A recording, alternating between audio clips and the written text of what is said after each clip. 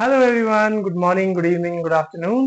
जब भी आप ये लेक्चर देख रहे हैं, welcome back to another lecture. So अभी हमारा चैप्टर चल रहा है मूविंग चार्जेस एंड मैग्नेटिज्म, है ना। बेसिकली मैग्नेटिज्म समझ लीजिए आप, क्योंकि आईसीएससी में इसको मैग्नेटिक इफेक्ट ऑफ करंट कहा गया है। तो सबसे पहला लेक्चर हम ऑलरेडी डिस्कस कर चुके हैं। तो जो सबसे पहला लेक्चर है वो आपका था बायट सेवर्ट लॉ के ऊपर। तो आज हम दो लेक्चर्स के कंबाइंड क्वेश्चंस करने की कोशिश करेंगे। पहला हम टॉपिक पकड़ेंगे कि क्या मैग्नेटिक फील्ड होती है, या फिर चलो ऐसा समझते हैं कि एम्पियर सर्किटल लॉ पे लगने वाला कुछ ऐसा कुछ टाइप का हम न्यूमेरिकल करेंगे जिसमें एम्पियर सर्किटल लॉ लग रहा होगा।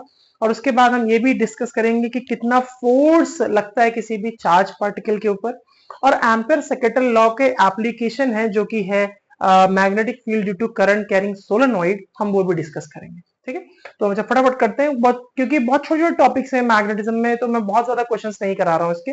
आपको एक एक क्वेश्चन से आइडिया होता रहेगा कि इसमें क्या है। अच्छा, देखो, सबसे पहली बात है कि एम्पियर सेकेंडल लॉ क्या है, हमें ये पता होना चाहिए। तो अगर हम बात कर रहे हैं एम्पियर सर्किटल लॉ की, ठीक है, एम्पियर सर्किटल लॉ, तो बेसिकली एम्पियर सेकेंडल लॉ हमें क्या कहता है कि जैसे हमने अभी पीछे पढ़ा कि मैग्नेटिक फील्ड का मैग्नीट्यूड निकालने के लिए आपने यूज किया था बायट सेवर्ट लॉ का, लेकिन वो एक लाइन करंट के लिए था। मतलब बेसिकली एक ऐसा करंट जो किसी सीधी वायर में किसी कंडक्टर में फ्लो कर रहा हो। लेकिन अगर किसी ज्योमेट्रिक शेप के लिए हमें मैग्नेटिक फील्ड निकालनी हो तो उसके लिए यूज करते हैं हम एम्पियर सेकेंडल लॉ। तो याद करो, जैसे गॉस थ्योरम होता था ना, तो गॉस थ्योरम में क्या करते थे, हम एक गॉसियन सरफेस बनाते थे, एक ज्योमेट्री बनाते थे, उसकी वजह से फिर इलेक्ट्रिक फील्ड निकालते थे। मतलब उसकी हेल्प से इलेक्ट्रिक फील्ड निकालते थे। यहाँ भी हम वही कर रहे हैं कि किसी ज्योमेट्री की वजह से अगर आपको मैग्नेटिक फील्ड निकालनी हो तो वो आप कैसे निकाल सकते हैं, वो आप निकाल सकते हैं एम्पियर सेकेंडल लॉ से। ठीक है, चलो आगे बढ़ते हैं। तो देखो, एम्पियर सेकेंडल लॉ कुछ नहीं है, बस आपको ऐसे याद रखना है कि it is defined as the closed integral of b dot dl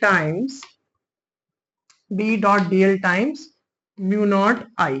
ठीक है, ये हमारा एम्पियर सेकेंडल लॉ का फॉर्मूला होता है। मतलब बेसिकली क्या कह रहे हैं कि magnetic field around any close loop, ये जो साइन होता है ना, ये क्लोज इंटीग्रल का होता है। मतलब किसी क्लोज लूप के अराउंड अगर आपको मैग्नेटिक फील्ड निकालनी है तो आपको बस क्या करना है कि उस लूप के अंदर के करंट को देखना है। ठीक है, करंट एंक्लोज्ड, मतलब आपको उसके अंदर के करंट को देखना है कि उस लूप के अंदर कितना करंट एंक्लोज हो रहा है या उसके अंदर आ रहा है, उसको आपको म्यू नॉट से मल्टीप्लाई कर देना है, काम खत्म।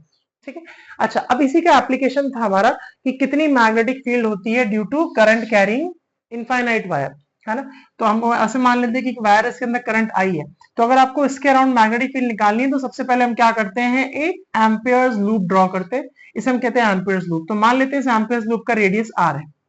तो अगर एम्पियर्स लूप का रेडियस आर है तो देखो, मैं चलो ड्राइव ही कर देता हूँ फटाफट। तो अगर आप इसे ड्राइव करोगे तो देखो, मैग्नेटिक फील्ड का फॉर्मूला आप लगाओगे बी डॉट डीएल, है ना, यही लगाओगे B dot DL is equal to mu naught I. तो देखो, मैग्नेटिक फील्ड तो कांस्टेंट है, वो बाहर आ गई, अंदर खाली क्या बचा, close integration of dl is equal to mu naught times I. अब अगर आप ध्यान से देखो तो डीएल क्या मतलब हुआ, इसके अंदर का एलिमेंट्री लेंथ जो छोटा सा लिया होगा। तो ऑब्वियस सी बात है, अगर आप इस सारे छोटे छोटे लेंथ को जोड़ दो, इस जो आपने लूप माना है इसके सारे छोटे छोटे लेंथ को जोड़ दो, तो that will be equivalent to the circumference of a loop, जो कि सर्कल है यहाँ पर। तो सर्कमफेरेंस ऑफ अ लूप के यहाँ सर्कल कितना होता है, 2 पाई आर, यानी कि इन प्लेस ऑफ बी तो एज इट इज है, डीएल की जगह रख दिया हमने 2 पाई आर। ठीक है, 2 pi R is equal to mu naught times I. तो यहाँ मल्टीप्लाई का 2 पाई को हमने डिवाइड में भेज दिया, तो b इज इक्वल टू कितना हुआ, म्यू नॉट अपॉन 2 पाई, और साथ में कितना हो गया, आई बाय आर। तो this is the magnetic field due to current carrying wire that is of infinite length. अगर हमारे पास बहुत बड़ी इनफाइनाइट वायर है उसके लिए आप मैग्नेटिक फील्ड ऐसे निकाल सकते हैं। उसके बाद हमारे पास इसी में एप्लीकेशन आता है, और एप्लीकेशन क्या आता है कि एम्पियर सेकेंडल लॉ का ये एप्लीकेशन है magnetic field due to current carrying solenoid, कि किसी भी सोलोनॉइड की वजह से कितनी मैग्नेटिक फील्ड बनती है। तो आई होप आपको पता है कि यहाँ पे ये हमारा सोलोनॉइड है। फॉर एग्जाम्पल, ये मैंने एक ऐसे इमेजिन करो कि मैंने एक सोलोनॉइड बनाया हुआ है ये, ठीक है। तो अगर आपको इस सोलोनॉइड की वजह से मैग्नेटिक फील्ड निकालनी होगी इसके अंदर, ठीक है, इसके अंदर अगर आपको मैग्नेटिक फील्ड निकालनी होगी तो उसके लिए फॉर्मूला हमारे पास है B is equal to mu naught N I. ठीक है, B is equal to mu naught N I, जहां पे n का मतलब है जहां पर n का मतलब है number of turns per unit length, ठीक है, number of turns per unit length. क्योंकि हमारा जो सोलेनोइड होता है ना, उसके ऊपर वायर को बहुत बार लपेटा जाता है, 1000 टाइम्स, 10,000 टाइम्स बहुत बार लपेटा जाता है, तो हमारे हर एक टर्न को नहीं काउंट कर सकते। हम ये देखते हैं एक छोटी सी लेंथ में, एक यूनिट लेंथ के अंदर कितना नंबर ऑफ टर्न्स है, हम ये काउंट करते हैं। तो फॉर एग्जाम्पल हमने ले लिया कि भाई 1 सेंटीमीटर में कितने टर्न्स है, तो 1 सेंटीमीटर के टर्न्स निकाल के फिर टोटल लेंथ से मल्टीप्लाई कर देंगे तो हमें टोटल नंबर ऑफ टर्न्स पता लग जाएंगे। इसलिए instead of writing number of turns हम यहाँ लिखते हैं number of turns per unit length, जहां n मतलब हुआ नंबर ऑफ टर्न्स और l मतलब यूनिट लेंथ हुआ। तो स्मॉल n की जगह क्या हो गया, कैपिटल n बाय l। तो स्मॉल n की जगह रखा कैपिटल n बाय l। अच्छा, तो फाइनली यहाँ पे अगर आप चाहो तो इसको फॉर्मूले को ऐसे भी लिख सकते हो कि mu naught times capital n by l times i। कोई दिक्कत नहीं है, ठीक है। तो ये हमारे पास मैग्नेटिक फील्ड का फॉर्मूला हो गया, ठीक है। अच्छा, एक बात तो ये हो गई। अब एक चीज मैं और आपको मैंने कही अभी कि अगर ऐसी किसी चलो अभी मैं करा दूंगा कि उसमें बहुत लंबा जाने की जरूरत नहीं है। कैसे अगर किसी भी मैग्नेटिक फील्ड की इफेक्ट में किसी चार्ज पार्टिकल को रख दिया जाए, फॉर एग्जांपल, है ना, अब मैं उसका टाइम क्या बर्बाद करना। फॉर एग्जांपल हमारे पास मैग्नेटिक फील्ड है ना, ये हमारे पास एक मैग्नेटिक फील्ड है और इस मैग्नेटिक फील्ड में आपने किसी चार्ज पार्टिकल को रख दिया। फॉर एग्जाम्पल ये चार्ज पार्टिकल है, इसको अगर आपने रख दिया, लेट अस से चार्ज है Q, इस मैग्नेटिक फील्ड में v वेलोसिटी से ट्रैवल कर रहा है, तो एक फोर्स एक्सपीरियंस करेगा, ठीक है। और वो फोर्स एक्सपीरियंस करेगा, और फोर्स एक्सपीरियंस कितना करेगा, that force will be equivalent to F is equal to q v B sine theta, ठीक है। इतना फोर्स एक्सपीरियंस करेगा कोई भी चार्ज पार्टिकल जब वो मैग्नेटिक फील्ड में रखा होगा, ठीक है। तो यहाँ पर मैग्नेटिक फोर्स क्या हो गया, Fm। तो हम कह रहे हैं कि मैग्नेटिक फोर्स जो होगा वो q v B sine theta होगा। बात समझ में आई। जहां क्यू चार्ज हुआ, इसका वी वेलोसिटी हुई जिससे इस मैग्नेटिक फील्ड को, इस चार्ज पार्टिकल को मैग्नेटिक फील्ड में प्रोजेक्ट किया गया है, और B of course magnitude of magnetic field, जितनी मैग्नेटिक फील्ड आपने अप्लाई की है, and theta is the angle between velocity and magnetic field. इसलिए कई बुक्स में इस फॉर्मूले को हम ऐसे भी पढ़ते हैं कि F is equal to q times of v cross B, ठीक है। ऐसे भी इस फॉर्मूले को पढ़ते हैं। तो एक ही बात है, हमें पता है साइन थीटा तभी आता है जब दो चीजों के बीच में क्रॉस प्रोडक्ट निकाला जाता है। तो क्योंकि हम देख सकते हैं यहाँ पे वेलोसिटी और मैग्नेटिक फील्ड के बीच में हम एंगल थीटा यानी कि इनका क्रॉस प्रोडक्ट लिया होगा, इस वजह से यहाँ पे v क्रॉस b आया है। ओके, तो यहाँ तक कोई दिक्कत नहीं आए, होप ये बहुत आसान है।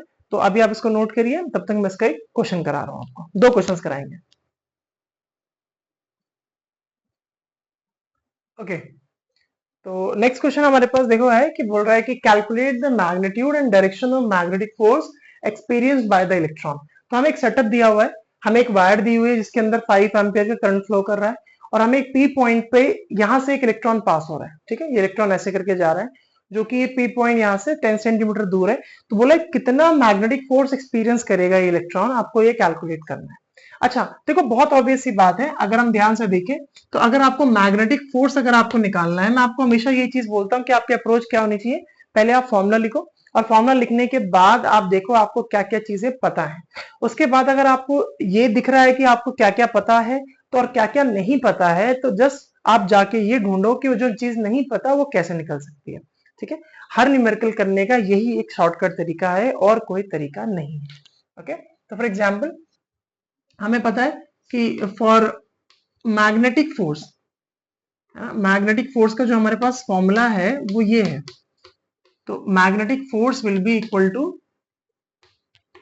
कितना होगा मैग्नेटिक फोर्स, मेरे ख्याल से होगा q v B sine theta, ठीक है। ये हमारे पास फॉर्मूला होने वाला है, q v B sine theta, है ना, फोर्स का फॉर्मूला।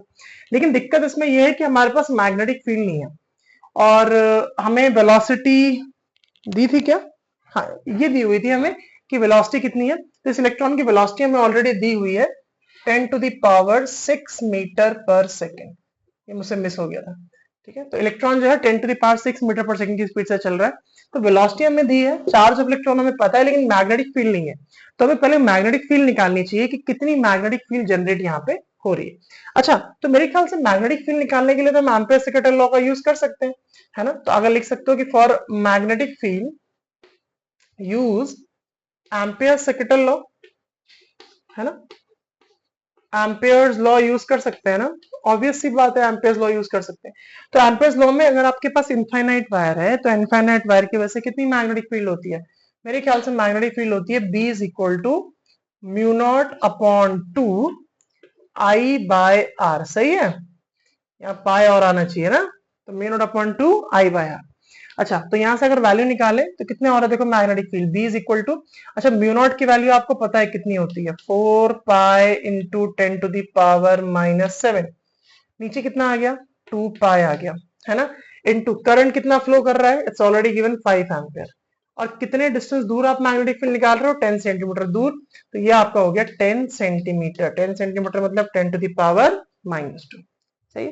अब अगर आप ध्यान से देखो तो 10 टू द पावर -2 से -2 पावर कैंसिल हो गई, -5 बची, और पाई से पाई कैंसिल हो गया, 2 2 आर 4 हो गया, तो 5 2 10 हो गया, और इस 10 से ये 10 भी कैंसिल हो गया।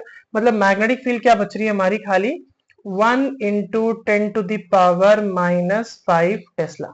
ठीक है, ये तो हमारी मैग्नेटिक फील्ड आ गई। तो बस अब उठा के इसको यहाँ रख देंगे, खत्म कहानी। तो यहाँ पे अगर आप फोर्स निकालना है तो फोर्स का फॉर्मूला क्या हो जाएगा? QVB। अच्छा, साइन थीटा कहाँ गया? देखो मैंने आपको अभी बताया था कि theta is the angle between velocity and magnetic field. तो आप देख रहे हो कि चार्ज पार्टिकल इस तरफ जा रहा है, तो मैग्नेटिक फील्ड कहां बनेगी? उसके लिए आप क्या यूज करोगे? Right hand thumb rule. मैंने आपको सिखाया था कि point your thumb in the direction of current, then your fingers will give you the direction of magnetic field. तो यह मैग्नेटिक फील्ड कैसी? इनवर्ड्स है। तो मैग्नेटिक फील्ड इनवर्ड्स है, इलेक्ट्रॉन ऊपर की तरफ जा रहा है, तो दोनों के बीच में ऑफकोर्स 90 डिग्री का एंगल है, दोनों एक दूसरे के परपेंडिकुलर है, तो साइन 90 कितना हो जाएगा? 1 हो जाएगा। चाहो तो मैं यहाँ लिख भी देता हूं कि as velocity is perpendicular to magnetic field, तो यहाँ पे कितना हो जाएगा? साइन 90 की वैल्यू हो जाएगी 1, है ना। थीटा 90 हो गया, साइन 90 कितना हो गया? 1 हो गया। अब जब सबकी वैल्यू रख देते हैं तो F इज इक्वल टू, अच्छा चार्ज ऑफ इलेक्ट्रॉन यहाँ Q की जगह क्या आएगा? चलो मैं लिख देता हूँ E। चार्ज तो भाई इलेक्ट्रॉन का है ना, तो इलेक्ट्रॉन का चार्ज आ जाएगा 1.6 into 10 to the power -19। Velocity, velocity में दी और इलेक्ट्रॉन की ऑलरेडी 10 टू द पावर 6, और मैग्नेटिक फील्ड आपने अभी अभी कैलकुलेट किया 1 into 10 to the power -5 tesla, है ना। चलो यूनिट तो बाद में रखेंगे, सिंप्लीफाई कर दो बस। तो फाइनली फोर्स कितना आ रहा है? मेरे ख्याल से जो मैग्नेटिक फोर्स निकल के आ रहा है ये 1.6 तो एज इट इज रहेगा, है ना। इंटू 10 टू दी पावर कितनी हो गई? देखो यहाँ पे है माइनस की 19 पावर्स, यहाँ पे प्लस का 6 है, यहाँ पे माइनस का 5 है। सिंप्लीफाई कर कर आके कितना बच रहा है हमारे पास? देखो plus plus six minus 5 is +1, तो -19 और +1 तो -18 हो गया। यानी कि जो मैग्नेटिक फोर्स है वो कितना लग रहा है? 1.6 into 10 to the power -18 newton. तो इतना फोर्स एक्सपीरियंस कर रहा है इलेक्ट्रॉन जब वो वायर के इतनी दूर से जाने की कोशिश कर रहा है, जहां पे ऑफ कोर्स मैग्नेटिक फील्ड का भी इन्फ्लुएंस है। तो आई होप ये बात समझ में आ गई होगी, बहुत इजी है, तो कोई दिक्कत वाली बात तो है नहीं। अगर अभी भी आपको लगता है कोई प्रॉब्लम है इसमें तो आप मुझे बता सकते हो, ठीक है, कमेंट करके बता सकते हो कि क्या बात समझ में नहीं आई। ओके, चलो एक क्वेश्चन हम सोलोनॉइड का भी लेंगे, उसको बाद में खत्म करेंगे टॉपिक। आप इसे नोट करिए। ओके, तो अब हमारे पास एक क्वेश्चन है सोलेनॉइड का। ओके, तो सोलेनॉइड पे बेस्ड, तो देखो क्या कह रहा है क्वेश्चन। बोल रहा है 80 centimetre long solenoid of diameter 1.8 centimetre has 5 layers of windings of 400 turns each, ठीक है, carrying a current of 8 ampere, so estimate the magnetic field at its center। तो हमें ये निकालना है कि मैग्नेटिक फील्ड कितनी है सोलेनॉइड के अंदर, और सेंटर में बेसिकली अंदर ही हो गया, और आपको बाकी यहाँ डेटा दिया हुआ है। तो बहुत ऑब्वियस सी बात है, हमें मैग्नेटिक फील्ड का एक ही फॉर्मूला आता है, ठीक है। तो यूजिंग एक ही फॉर्मूला है magnetic field due to current carrying solenoid का, तो B इज इक्वल टू क्या है formula? Mu naught N I, ठीक है, ये हमारे पास फॉर्मूला है। तो लगा देते हैं, दिक्कत कहाँ पे आ रही है तो देख लेते हैं क्या क्या चाहिए हमें। देखो म्यू नॉट की तो कांस्टेंट है, कोई दिक्कत नहीं है। हमें यहाँ पे टर्न्स भी देखे, है ना, तो नंबर ऑफ टर्न्स को इसको खोल लेंगे, number of turns per unit length, और करंट हमें दिया हुआ है, सब कुछ तो दिया हुआ है, करंट भी दिया हुआ है, लेंथ भी दिया हुआ है, तो चलो कर लेते हैं इसको। अगर मैं खोल के लिखूंगा मैग्नेटिक फील्ड को, तो मेरे ख्याल से फॉर्मूला हो जाएगा mu naught number of turns per unit length into current, ठीक है। तो अगर मैं आगे बढ़ूं तो मेरे ख्याल से वैल्यू रखते हैं, तो म्यू नॉट की वैल्यू आपको पता ही है क्या है, 4 pi into 10 to the power -7। अच्छा, नंबर ऑफ टर्न्स हमें दिए हुए हैं कि हर एक टर्न कितना है, मतलब सॉरी 400 टर्न्स दिए हुए हैं, और लेंथ कितनी दी हुई है, बोल रहे हैं कि 80 सेंटीमीटर का लंबा सोलेनोइड है। मतलब अब देखो यहाँ पे 80 सेंटीमीटर टोटल लंबा सोलेनोइड है और इतने टर्न्स है उसके अंदर, ठीक है। तो यहाँ पे नंबर ऑफ टर्न्स हम 400 दे दी और लेंथ दे दी 80 सेंटीमीटर। 80 सेंटीमीटर को अगर आप मीटर में करोगे तो 10 टू द पावर -2। लेकिन एक चीज और है, यहाँ पे बोल रहा है कि 5 लेयर्स ऑफ वाइंडिंग्स, मतलब एक लेयर के ऊपर एक के ऊपर एक ऐसे करके 5 लेयर्स है। तो जो भी आपके नंबर ऑफ टर्न्स है ना, उसको आपको 5 से मल्टीप्लाई करना पड़ेगा, है ना। ये यहाँ पे थोड़ा सा एक कैच था और कुछ नहीं है। और साथ में लास्ट में आपका करंट आ गया, करंट आपका हो गया 8 आ गया, ठीक है। अब यहाँ पे बेको बनाने के लिए दिया हुआ डायमीटर, इसका कोई काम नहीं है। तो आप देख रहे हो कि वैसे भी this formula is independent of area of cross section, तो ऑफकोर्स वहां डायमीटर का भी कोई काम नहीं है। तो अगर आप इसको सिंप्लीफाई करोगे, देखते हैं कितना आता है। तो चलो 8 से ये 10 टाइम्स में कैंसिल हो गया, ऑब्वियस सी बात है। अब यहाँ पे कुछ बचा नहीं है आज सच ज्यादा कुछ करने को। तो चलो मैं इसको थोड़ा सा और कर देता हूँ सिंप्लीफाई। 5 1 is 5, 5 2s are 10, और 2 से अगर मैं करूँ तो चलो ये मैं 2 पाई कर देता हूँ उसको, ठीक है। बस हो गया, और तो कुछ लग नहीं रहा है। -2 से -2 पार कैंसिल हो गई, माइनस का 5 बच गई। बस, है ना। तो फाइनली क्या बच रहा है, लिखना है यहाँ पे। तो 400 है इंटू 2 पाई है, तो मतलब मेरे ख्याल से 800 पाई हो जाएगा ये। 4 2 8, 800 pi into 10 to the power, सारे कुछ कैंसिल हो गया, तो खाली क्या बचा है, माइनस का 5 बचा है। तो चाहो तो 2 जीरो और यहाँ से कैंसिल कर लो, तो फाइनली क्या बच जाएगा, 8 pi into 10 to the power -3 tesla. चाहो तो आप अपने आंसर को यहाँ पे छोड़ सकते हो, या फिर अगर आप चाहो तो इसको अगर आपको पॉइंट में निकालना है तो पॉइंट में भी निकाल सकते हैं। पॉइंट में निकाल लेते हैं, जैसे कि 8 3 जा 24, 8 3 जा 24 हो गया, और 14 8 जार 14 8 आर कितना हो गया, 28 कर ही लेते हैं चलो मल्टीप्लाई, है ना। तो यहाँ पे अगर से सिंप्लीफाई करें तो 8 पाई से अगर थोड़ा सिंप्लीफाई करेंगे तो 3.14 इंटू 8, है ना। तो 8 4 32 कैरी 3, 8 1 8, और 3 11 का 1 कैरी 1, 8 24 है 25, 25.12। तो यहाँ पे ऐसे भी लिख सकते हैं इसे 25.12 into 10 to the power -2 tesla, या फिर 2.51 into 10 to the power -3 tesla, ठीक है। कुछ मैं कैलकुलेशन मिस्टेक तो नहीं कर रहा हूँ ना, आई होप मैं कोई कैलकुलेशन मिस्टेक नहीं कर रहा हूँ, क्योंकि मुझे फीलिंग आ रही है कुछ कैलकुलेशन मिस्टेक करी है मैंने। 400 इंटू 2, -2 से -2 कैंसिल कर दिया, 8 से यहाँ पे 10 बच गया,